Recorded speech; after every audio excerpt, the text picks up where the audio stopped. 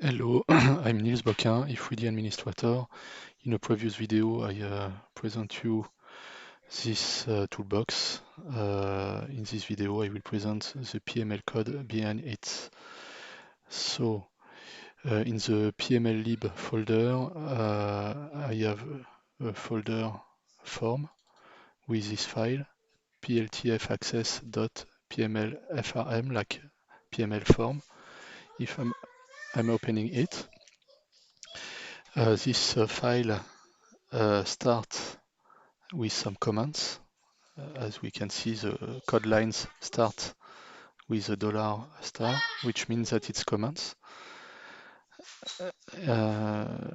Here, it is also a comment, which is a shortcut for me to call the form from the command line, if3D command line. So Control C, tuck, Control V, and it's called the form. I have the same comment at the end of the form because of this file because it's quite a long file with almost 300 lines. The first thing that it does when we call this form through the command line, it's kill the previous one. So each time that I'm making some modification in this file, I can recall it for see the last modification automatically. Here I'm giving a title to this form, which is str master.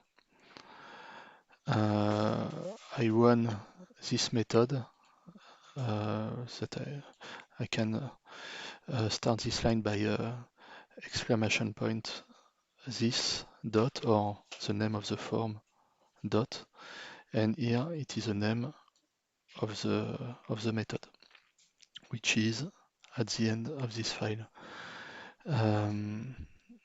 Okay. Here I put few members that I will use later in some other functions. So I'm centralizing like some variable. So first one is a member that I called profiles, which is a PLTF access profiles object that I define here in the function folder, which is, and it is here. Edit with Notepad+. So here the object PLTF access profiles have few members that I define later. So I can call this member with a name that I can understand. So for each profile that my function will use, I can define one, and like this I can reuse it later in some other functions. Here I define also a gen SCU construct line for SCU construct line. It is an array with three elements. So for axes X, Y, and Z. General move line, which is useful for give a direction and a distance when I need to move the SCU and construct lines. And gen dir line for the direction, actually. So one for the move and one for the direction. So all of this member, I will use it later in the function. Okay. Here I'm defining a tab set with three tabs, one for HDR, ladder, and another one for stair. So first one is for HDR, and it's finished with an exit. And then I start a new tab, the tab ladder, which finish with an exit. Then I define a last tab, which is a stair one, which finish with an exit. And all of this tab set finish with this exit. Then I have two other members for the screen pause and packet desk, which that I use in this method screen fun when I'm selecting a point in the 3D screen of e3D here for define a position for the SCU origin or the direction or the end. So it is for these buttons. So we will see this method behind this button. So if I'm come back in the HDR tab, I use it here, this screen function, with, where I export two variable, a string variable, HDR and SCU. So each button or each text here, so we know in this, like if I can call it like this column, we can see if we are talking about a text, a toggle, or a button. Here I say pass right, so for each for each element of this form, I need only to define the X position. And if I want to go back to the line, I use Y position. With this way, I reduce the number of code lines rather than to say pass right, pass down, pass right again, etc. So I say only one time pass right, which reduce a lot of the code lines later in this form file. In this column, I have the name of my toggles, button, or text. In this column, I have the position. In this column, I have text, if it is text. And here, I have the text that I can refine in the form floor thickness, or here, light heavy, it is here. And more in the right, for the text field, I'm saying here if it is a real or a string, or I define the width of the button. If it is too small by default or too big. Like this, I can align more properly my buttons, etc. So this it's a form, a file, where I call this method, screen function that we saw at the end of this form file. Or I can call also functions. This it is a function that I'm calling a lot of in this form, PLTF access fill up,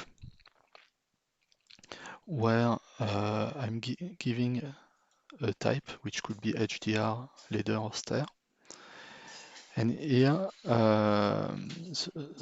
what I call action 1, and here what I call action 2. So we can see here, all of this function call first the type.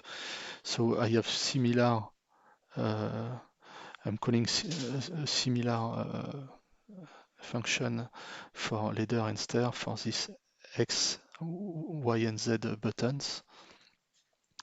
And here in the action 2, I'm saying if it is minus or plus. Sometime I'm saying if it is filled or 3D pause. Which make it possible to make some combination later in this function that I will show you later. Maybe in the next video, because I will have no time in 15 minutes to explain you also this function. So what else? It's interesting. Tac, tac, tac. Okay, I go to the end. Yeah, we can see that the method init is empty.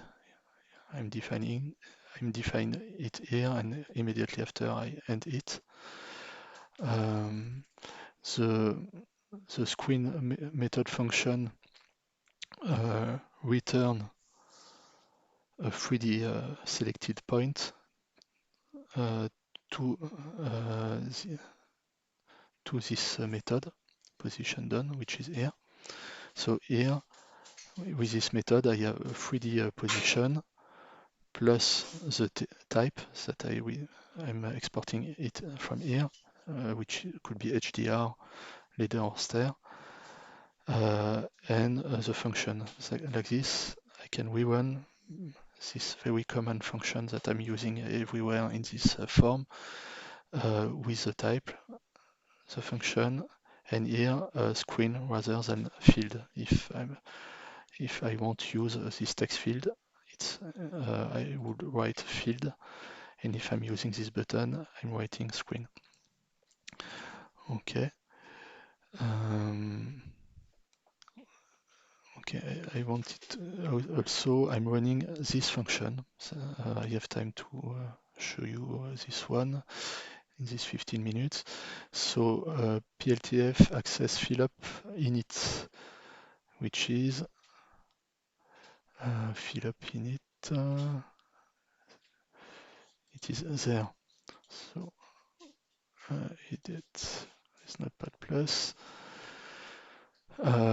So here, tac tac tac. I'm fill up for the first time the text field for the HDR SCU, ladder SCU, pose east, north up, SCU dir, etc. So it's all of this text field come for the first time when I call the form with 0, 0, here 500 north, and later we can update manually or via some other function. So here I have a few value. Once I configure the HDR SCU pose east val, I will use it here for the ladder SCU pose east value. Pose east value, I will use the same like this. I'm defining it only one time, and we will have the same on each one. Okay. For some toggles, I'm saying that it is this one by default, that it's selected, and I clear all of the aid, the construct line on screen. Okay, so it's what does this code line. It's called this function and fill up all of this text field for the first time. Init. Yeah, I run also this function, which is quite a big one, to define the construct line for stair volume. For ladder, it is only one construct line, so I'm defining it directly like this. And for the HDR, I'm doing the same. So it's an horizontal one, and here it is a vertical one, 6000. Okay, with a start point, end point. Okay, I think that's all for this video. Thank you.